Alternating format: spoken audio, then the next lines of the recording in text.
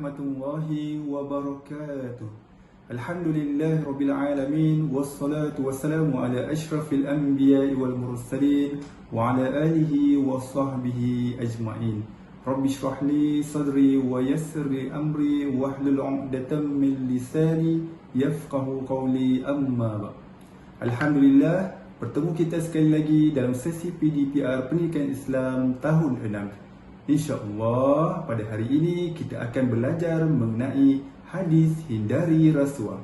Baiklah anak-anak, sebelum kita belajar pada hari ini, marilah sama-sama kita membacakan doa belajar.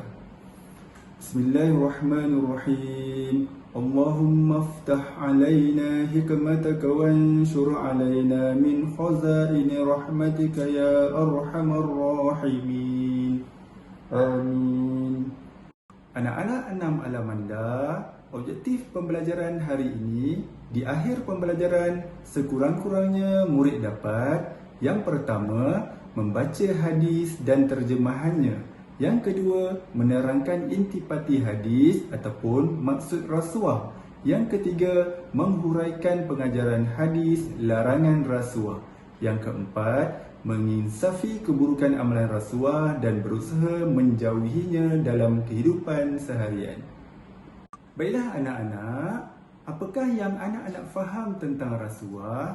Adakah ianya merupakan satu ibadah ataupun ianya merupakan satu perbuatan yang keji? Bagi menjawab persoalan ini, marilah sama-sama kita membaca hadis Rasulullah mengenai rasuah. An Abdullah bin Amr qala la'ana Rasulullah sallallahu alaihi wasallam ar-rashi wal murtashi. Maksudnya, daripada Abdullah bin Amr telah berkata, Rasulullah sallallahu alaihi wasallam melaknat pemberi rasuah dan penerima rasuah. Daripada hadis ini jelaslah mengatakan bahawa perbuatan memberi dan menerima rasuah adalah dilaknat oleh Allah dan mesti kita jauhi. Anak-anak, apakah itu rasuah? Rasuah ialah sesuatu pemberian yang diberikan kepada seseorang untuk membenarkan sesuatu yang salah atau membatalkan sesuatu yang benar. Contohnya, seseorang pekerja telah menghulurkan sejumlah wang kepada majikannya supaya beliau dinaikkan pangkat dengan segera. Jadi, rasuah ini merupakan satu perbuatan yang mengakibatkan dosa dan mesti kita jauhi kerana Allah dan Rasulullah SAW sendiri melaknat pemberi dan penerima rasuah. Anak-anak, ada beberapa sebab berlakunya rasuah. Yang pertama, iman yang lemah, kerana tidak takut dengan azab Allah Subhanahu Wa Taala. Contohnya, kita ni bawa motor tak ada lesen, tiba-tiba kena tahan dekat roadblock. Lepas tu untuk lepas kita bagi duit ataupun rasuah kepada polis. Selain itu, mendahulukan kehendak diri daripada keredaan Allah. Sebab yang kedua ialah kelemahan diri kita sendiri. Kerana apa? Kerana kita gagal mengawal kehendak diri. Selain itu, kita tiada ilmu dan kesedaran tentang dosa dan bahayanya rasuah. Sebab yang ketiga ialah bersifat tamak untuk mendapatkan sesuatu. Contohnya, ingin meraih sesuatu jawatan dengan mudah. Seperti yang Ustaz cakap tadi. Kita nakkan jawatan dengan segera, kita rasuah bos kita. Contoh. Kemudian, selain itu, ia mahu segera hidup mewah. Itu.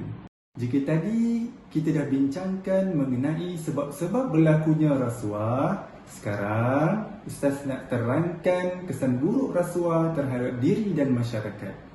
Yang pertama, menjatuhkan maruah diri. Yang kedua, menimbulkan permusuhan. Yang ketiga, sifat amanah dan tanggungjawab akan terabai. Yang keempat, kestabilan sesuatu organisasi akan tergugat.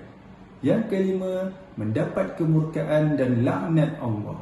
Dan yang terakhir, hidup tidak diberkati Allah Subhanahu Wa Taala.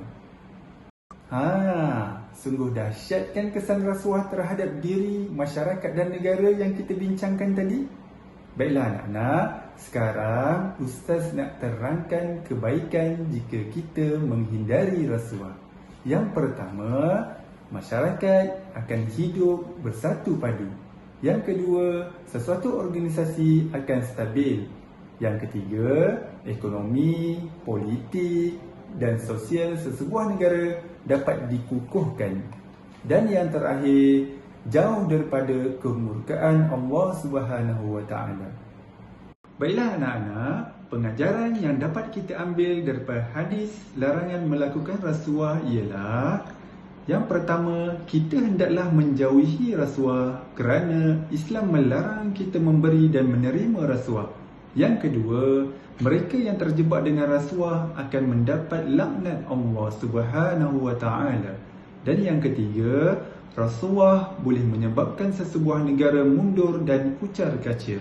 Oleh itu, setiap individu yang diberikan amanah dan tanggungjawab dalam sesebuah organisasi mestilah melaksanakannya dengan penuh komitmen dan menjauhi rasuah.